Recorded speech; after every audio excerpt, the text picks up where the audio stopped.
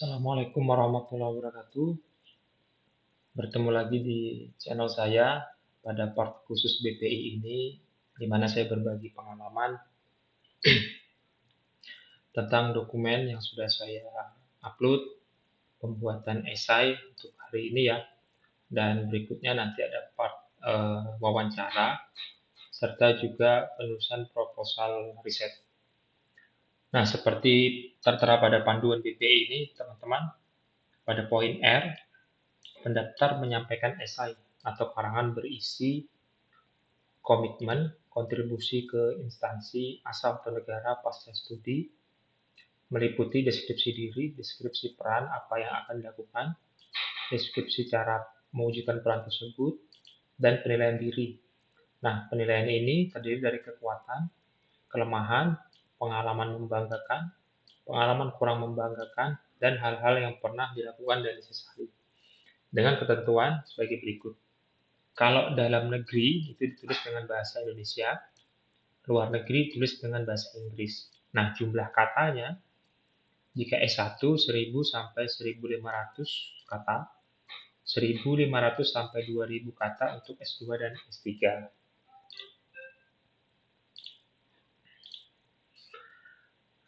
Yang paling utama, teman-teman, dalam pembuatan esai tersebut harus sesuai dengan pesan yang disampaikan di dalam poin ini. Jadi harus memuat semuanya ini ya. Harus memuat semuanya ini dan formatnya tidak boleh melebihi apa yang sudah disampaikan di sini. Jadi semua poin ini harus masuk.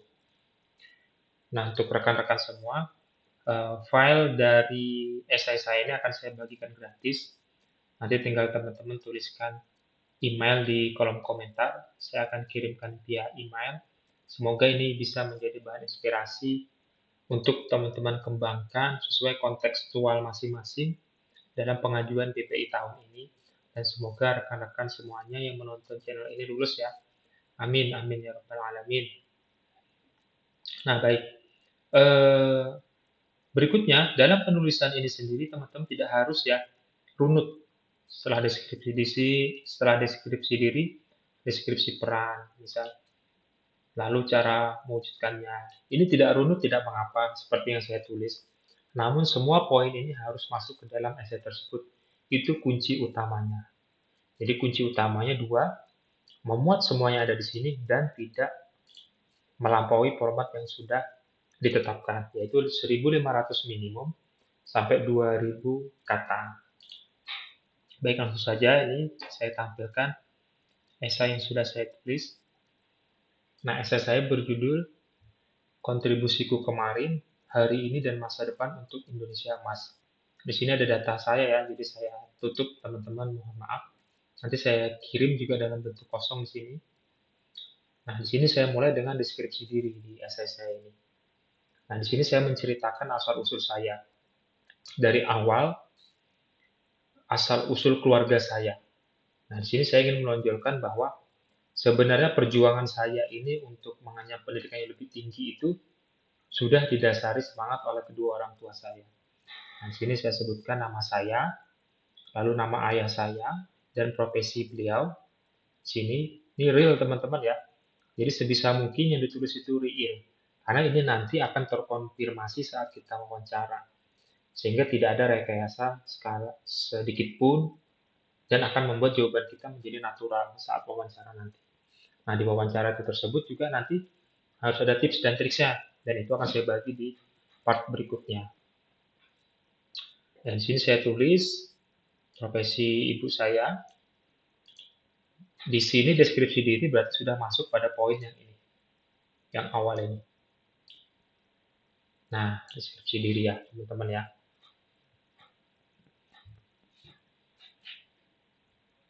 Di sini saya ceritakan pendidikan orang tua saya hanya sampai pada level SD atau sekolah rakyat. Lalu ibu saya yang lebih beruntung hingga sampai SMP mengenyam pendidikan. Nah, ayah saya sendiri itu sebagai seorang transmigrasi program Presiden Soeharto. Dan di sini saya menekankan concern dari kedua orang tua saya tentang pendidikan. Sini saya tuliskan bahwa uh, mereka tetap mengupayakan agar kami tetap bersekolah dengan cara apapun, termasuk yang saya tulis di sini ya. Dan ini memang real keadaannya yang pernah saya alami. Nah, ini saya ingin menunjukkan kepada interviewer atau kepada reviewer bahwa semangat perjuangan pendidikan ini sudah tertanamkan sejak kecil di keluarga besar kami. Dan ini membuktikan dan saya ingin menyampaikan secara eksplisit kepada reviewer bahwa ini suatu komitmen untuk bisa menyelesaikan studi tepat waktu. Karena nanti saat wawancara itu muncul pertanyaan, apa strategi Anda supaya lulus tepat waktu? Nah itu muncul teman-teman. Dan ini salah satu motivasi saya dari keluarga besar saya sendiri. Nah ini saya tuliskan juga uh, kondisi keluarga kami bersaudara. Nah berikutnya di sini saya tuliskan upaya orang tua saya dalam uh, berjibaku dalam kehidupan sehari-hari ya dari segi ekonomi. Jadi memang faktualnya itu kondisi kedua orang tua saya tergolong kurang mampu teman-teman ya. Tapi semangatnya luar biasa agar kami tetap bisa sekolah. Sehingga ini kami sejak kecil sudah terbiasa berinisiasi dan tidak ingin memberatkan beban orang tua. Sehingga di waktu libur kami rutin membantu pekerjaan orang tua dan orang tua ayah dan ibu maksudnya. Nah, seperti itu. Nah, dari situ ini menjadi kekuatan. Kekuatan tadi ada di poin penilaian diri. Nah, di sini ada kekuatan. Nah, kekuatan ini yang ingin saya sampaikan sebenarnya bahwa basic dari keluarga kami bahwa kami ini optimis dan berjuang serta mandiri. Nah, dari sini saya ingin menyampaikan juga kepada reviewer bahwa nanti di saat berkuliah di daerah orang lain, saya mampu mandiri, saya mampu optimis, dan saya mampu berjuang, sebab sejak kecil sudah terbentuk mental tersebut di dalam diri saya. Nah, seperti itu. Sini saya lanjutkan dengan pentingnya pendidikan, dan itu yang menjadi motivasi saya ya. Kesadaran tersebut menjadi motivasi sehingga saya giat belajar, karena eh, beasiswa itu adalah salah satu jalan ya bagi saya sejak pendidikan menengah, bahkan sejak SD bahkan ya saya sudah sering dapat beasiswa. Sorry, maksudnya sejak SD saya pernah mendapatkan beasiswa hingga pada SMP itu saya dapat yang namanya Super Semar. Nah, Super Semar ini dapat biaya pendidikan ya. Lalu di SLTA juga saya juga mendapatkan beasiswa dari pemerintah provinsi waktu itu, Pemprov, gubernur. Nah, ini saya highlight sebagai pengalaman yang membanggakan. Karena di sini pintu awal bisa untuk berkuliah ke perguruan tinggi. Nah, karena ini pengalaman membanggakan, jadi saya ungkapkan rasa syukur di sini dan eh, dampaknya apa terhadap orang tua. Nah, ini saya tuliskan di sini.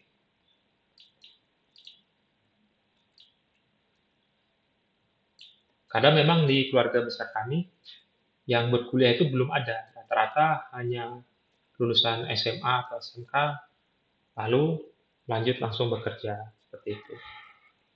Dan ini menjadi sebuah uh, capstone ya, satu batu loncatan lah, sebuah milestone bagi pribadi saya. Dan ini merupakan pengalaman membanggakan sehingga saya tulis di sini.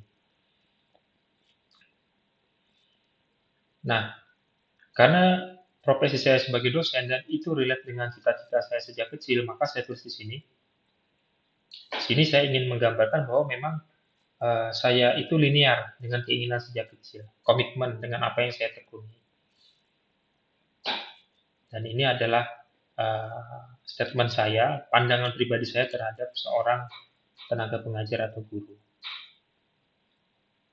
Nah, berikutnya, sini juga saya tuliskan prestasi saya yang merupakan pengalaman membanggakan. Jadi saat menempuh pendidikan S1, kami mendapatkan program hibah ya, kalau sekarang itu disebut dengan PKM, program kreativitas mahasiswa.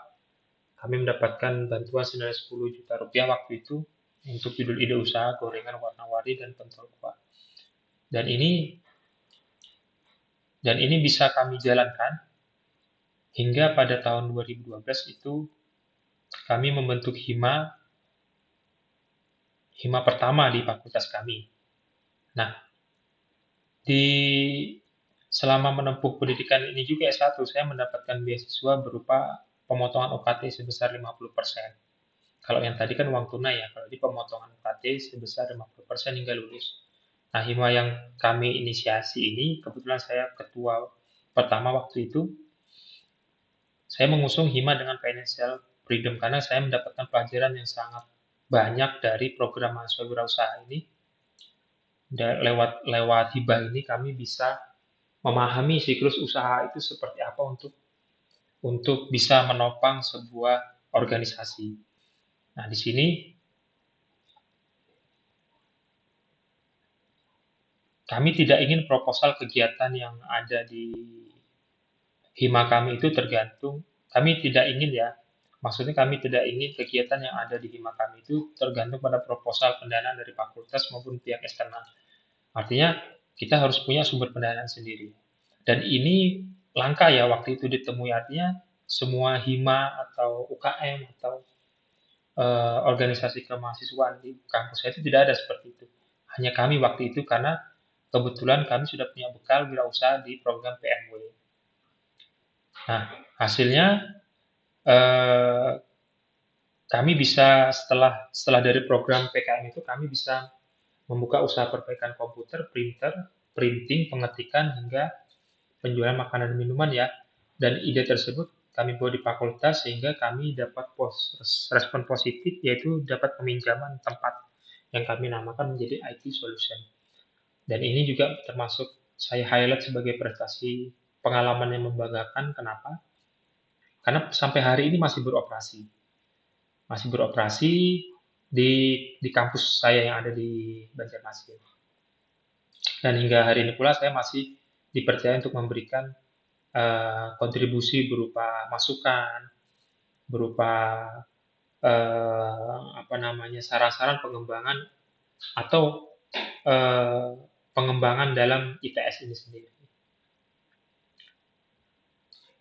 Nah, di sini juga saya menuliskan asal usul saya mendapatkan beasiswa S2, yaitu adanya tawaran dari kampus untuk program S2 di Semarang dalam rangka pemenuhan kebutuhan dosen di kampus saya. Dan di sini saya mengikutinya, dan pada tahun 2015 saya lulus di S2 tersebut. Saya mengabdi selama 1 tahun, dan pada tahun 2016 saya mendapatkan panggilan pengabdian dari tanah kelahiran saya. Di sini prosesnya cukup singkat, tapi karena ini panggilan dari tanah kelahiran ya di sini, jadi saya harus memutuskan untuk kembali ke daerah asal saya karena di sana ada perguruan tinggi yang baru berdiri yang sangat minim dengan tenaga pengajar, khususnya yang bergelar doktor. Kalau kampus saya yang sudah saya ajar selama 1 tahun itu sudah besar seperti itu. Nah, pada 2016 Februari itu saya mulai bergabung. Saya melaksanakan kegiatan Tridharma. Di sini juga saya tuliskan aktivitas saya, yaitu aktif membimbing mahasiswa. Ini beberapa capaian yang sudah saya capai bersama mahasiswa, dan aktif sampai sekarang juga saya masih membimbing. Lalu ini kalau di bidang pengajaran ya teman-teman ya. Nah, di bidang penelitian ini saya sampaikan beberapa hibah yang saya dapatkan sejak 2018. Hibah-hibah. Lalu juga ini riset bersama pihak swasta maupun Pemda, ini bersama Pemda, ini bersama swasta, ini bersama pemerintah desa, ini bersama dinas ya, dan seterusnya. Nah, selain itu, di sini juga di bidang kontribusi di prodi ya, itu saya sebagai koordinator PKL saya tuliskan, dan hingga pada tahap saya menjadi prodi pertama di D4 Teknologi Rekayasa Komputer Jaringan. Ini juga saya tuliskan sebagai pengalaman membanggakan karena di awal akreditasi kami sudah bisa mencapai akreditasi perdana baik sekali. Nah, sehingga alumni kami di angkatan pertama tertera nanti ijazahnya akreditasinya baik sekali. Ini termasuk pengalaman yang membanggakan. Selain itu juga saya tuliskan beberapa peran saya di institusi. Nah, di bidang pengabdian kepada masyarakat, ini juga saya tuliskan karena saya ingin menyampaikan bahwa kepada reviewer itu bahwa peran saya itu sebenarnya tidak hanya di perguruan tinggi. Di masyarakat saya juga berperan. Di masyarakat saya juga memiliki kontribusi dan itu real saya tuliskan. Saya aktif di yayasan yang ada di masyarakat. Di yayasan tersebut kami bergerak di bidang sosial keagamaan. Jadi kami membangun ulang atau merehab musola yang ada di RT kami yang awalnya lantai 1 menjadi lantai 2 dalam rangka penyesuaian jumlah daya tampung di musola tersebut. Nah, kalau teman-teman ada kontribusi di masyarakat seperti ini, itu tuliskan saja. Kalau nanti diminta buktinya seperti apa, dokumentasi bisa disampaikan nanti saat wawancara ya. Ini saya nomor akta yayasan yang saya tulis nih. Nah, lalu ini masuk mulai ke isu yang lebih besar ya, yaitu tentang IKN yang ada di Kalimantan Timur, sedangkan kami di Kalimantan Selatan. Jadi kami ini digadang-gadang sebagai penyangga ibu kota Nusantara. Nah, di sini masuklah visi Indonesia Emas yang saya singgung. Di sini nanti saya akan coba masuk ke kontribusi saya. Nah, berdasarkan hal tersebut, saya bertekad tetap memberikan kontribusi besar terhadap dunia pendidikan lewat kampus saya untuk masyarakat Indonesia menuju visi Indonesia Emas. Nah, di sini saya tulis kondisi ya, faktual yang ada di kampus kami. Hanya ada 5 doktor atau 6% ya. Total dari 121 dosen yang ada di kampus kami. Nah, di kampus kami itu ekosistemnya baik, mendukung untuk karir dosen agar dapat berkembang. Di poin sini saya sertakan kelemahan saya, karena di sini kita diwajibkan mengisi adanya selain kekuatan itu adalah kelemahan. Nah, kelemahan sini saya tulis bahwa dalam hal publikasi di level internasional saya sangat lemah. Sangat lemah, hanya mampu menulis satu artikel dan itu pun levelnya bukan jurnal ya, tapi conference. Jadi kalau teman-teman sebagai dosen paham lah kalau conference itu lebih cenderung lebih mudah didapatkannya ya. Seperti itu. Dan ini termasuk pengalaman yang kurang membanggakan sampai hari ini. Kurang membanggakan ya. Kurang membanggakan itu ada juga di penilaian diri. Oke. Di sini pandangan saya bahwa publikasi itu penting karena eksistensi negara itu dinilai dari publikasi salah satunya teman-teman. Sebab dari publikasi itu menghasilkan temuan-temuan yang inovatif untuk mengembangkan negara sendiri. Contohnya ya Amerika itu punya publikasi yang luar biasa terbanyak. Dan sekarang disusul oleh Tiongkok. Dan faktualnya memang sekarang Tiongkok itu luar biasa ya ekonominya. Besar. Bahkan menjadi kiblat untuk teknologi elektrik di sana. Nah, terus ini hal yang saya sesali. Sebab Indonesia tertinggal jauh dari Jepang dan India. Ini maksudnya dari publikasi ya. Kenapa saya sesali? Karena ya salah satunya publikasi saya yang sedikit. Alias satu dari yang level internasional. Kalau nasional banyak ya, namun tidak begitu berdampak kalau nasional itu teman-teman. Nah, terus di sini kita diminta peran yang akan dilakukan. Peran yang akan dilakukan itu masuk ke sini ya.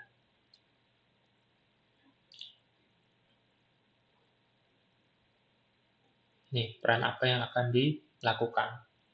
Nah, yang saya lakukan, yang saya akan lakukan tentunya bagaimana dapat meningkatkan dan mencapai ranking terbesar di Asia Tenggara hingga dunia untuk publikasi kita ini. Itu yang ingin saya berikan kontribusi ini secara real kepada kampus saya khususnya dan kepada negara pada umumnya. Nah, di peran tersebut di sini saya tuliskan cara mewujudkannya. Cara mewujudkannya itu ada di sini. Nah, cara mewujudkannya saya punya langkah konkret nih yang saya tulis. Yang pertama membentuk kelompok riset, yang kedua membentuk kelompok riset inovasi sama mahasiswa. Kalau tadi kan bersama dosennya, sekarang bersama mahasiswa. Karena saya ingin mengenalkan lingkungan ilmiah ini sedini mungkin kepada mahasiswa. Semakin mahasiswa itu terlibat kepada inovasi pada industri itu semakin meningkatkan skill dan keahlian mereka. Lalu begitu, selain itu juga saya mendorong kebijakan pengembangan kurikulum yang linear dengan kebutuhan industri. Karena kebetulan saya juga diamanai sebagai pengelola kurikulum di program studi. Saya ingin memasukkan nilai-nilai itu di program studi saya dulu. Baru nanti saya akan merambah ke prodi-prodi lain hingga seluruhnya di kampus saya. Nah, berdasarkan tema riset yang saya angkat, saya ingin membangun sebuah framework ya. Nah, framework ini yang bertujuan untuk menilai kesiapan desa dalam menerapkan smart village. Nah, ini nanti fokusnya di riset. Nah, ini kalimat penutupnya, teman-teman. Nah, kurang lebih seperti ini, dan alhamdulillah saya bisa menulis sampai 2000 ya, karena maksimal 2000.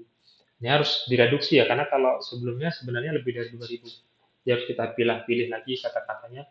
Dan upayakan juga yang paling penting, tidak mencontek ya, tidak mencontek dengan tulisan orang lain. Yang dikhawatirkan mereka melakukan plagiarism checker. Jadi kalau ada kesamaan yang lebih dari 30% akan cenderung nanti ditolak. Jadi ini murni menulis sendiri, teman-teman nanti tinggal caranya menentukan ide besarnya dulu, lalu dari ide besar itu dipecah-pecah di breakdown menjadi beberapa poin yang mencakup poin-poin yang diwajibkan BPI tadi. Nah, yang ini teman-teman ya. Nah, nah itu semuanya ya dari saya. Silakan tuliskan email di kolom komentar, nanti akan saya kirim file ini. Mudah-mudahan bermanfaat teman-teman semua. Terima kasih, semoga lulus semua ya BPI-nya. Amin.